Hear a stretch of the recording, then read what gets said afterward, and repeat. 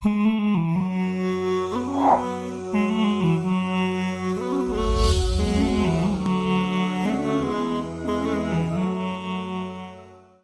اللہ الرحمن الرحیم وما خلقت الجن والانس الا لیعبدون۔ محترم ناظرین اور سامعین، ایک سوال ذہن میں اٹھتا ہے کہ اللہ رب العزت نے انسان کو کیوں پیدا کیا؟ ہمارا اس دنیا میں آنے کا مقصد کیا ہے؟ ہماری پیدائش کا مقصد کیا ہے؟ ہمیں کیوں اس دنیا میں بھیجا گیا؟ ہم پیدا ہوتے ہیں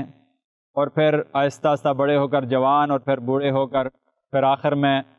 مر کے قبر میں چلے جاتے ہیں۔ اس پیدائش سے لے کر وفات تک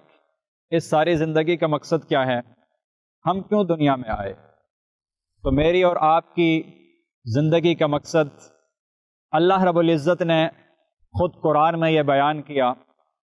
کہ تمہیں صرف کھیل تماشے کے لیے یا تمہیں صرف ہلا گلا کرنے کے لیے یا شغل میلہ کرنے کے لیے دنیا میں نہیں بھیجا، بلکہ تمہاری زندگی کا مقصد وما خلقت الجن والانس الا لیعبدون، کہ اللہ رب العزت نے انسانوں اور جنات کو صرف اور صرف اپنی عبادت کے لیے پیدا کیا کہ یہ دنیا میں جائیں اور جانے کے بعد اللہ رب العزت کی عبادت کریں اور اللہ رب العزت کو خوش کریں، اللہ رب العزت کو راضی کریں، اللہ کے احکامات کو پورا کریں۔ یہ انسانوں کا اور جنات کا کے پیدا کرنے کا مقصد ہے۔ اللہ رب العزت نے انسانوں کو بھی دنیا میں اسی لیے بھیجا، جنات کو بھی دنیا میں اسی لیے بھیجا کہ یہ جا کر اللہ کے حکموں کے مطابق زندگی گزاریں، جن کاموں کے کرنے کا حکم اللہ نے دیا ہے وہ کام کر لیں، اور جن کاموں سے رکنے کا حکم دیا ہے کہ یہ کام نہیں کرنے، ان کاموں سے اپنے آپ کو بچا لیں، ان کاموں کو نہ کریں، تو تب جا کے یہ اللہ کو راضی کرنے والے بن جائیں گے۔ ایک عالم سے کسی نے پوچھا کہ ہمیں کیسے پتہ چلے گا کہ اللہ رب العزت کن باتوں سے خوش ہوتے ہیں اور کن باتوں سے ناراض ہوتے ہیں؟ انہوں نے بڑا پیارا جواب دیا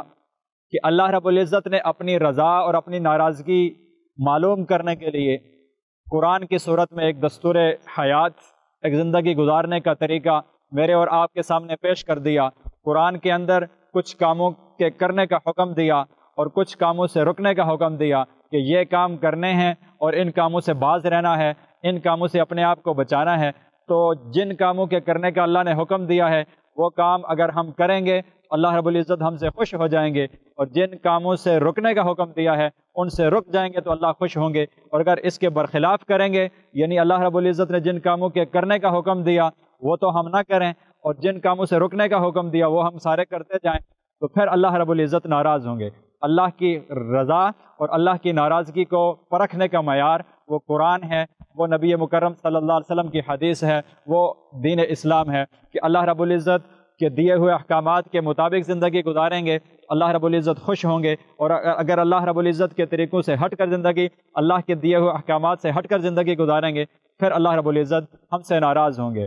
ایک دوسری آیت میں اللہ رب العزت نے بتایا کہ میں نے زندگی اور موت کو کیوں پیدا کیا، الذی خلق الموت والحیات لیبلوکم ایکم احسن عملا۔ اللہ فرماتے ہیں میں نے زندگی اور موت کو اس لیے پیدا کیا تاکہ میں دیکھ سکوں کہ کون سا شخص وہ اچھے اعمال کر کے آتا ہے، کون سا شخص نیک اعمال کر کے آتا ہے۔ پھر جو شخص نیک اعمال کر کے جائے گا اللہ رب العزت اس کو جزا دیں گے جنت اور جنت کی نعمتوں کی صورت میں، اور جو شخص برے اعمال کر کے جائے گا اللہ کو ناراض کر کے جائے گا اس کو پھر جہنم اور جہنم کے عذابات کی صورت میں اس کو سزا دی جائے گی۔ اللہ رب العزت سے دعا ہے کہ اللہ رب العزت ہمیں نیک اعمال زیادہ سے زیادہ کرنے کی توفیق عطا فرمائے اور برے کاموں سے بچ کر زندگی گزارنے کی توفیق عطا فرمائے۔ وما علینا الا البلاغ المبین۔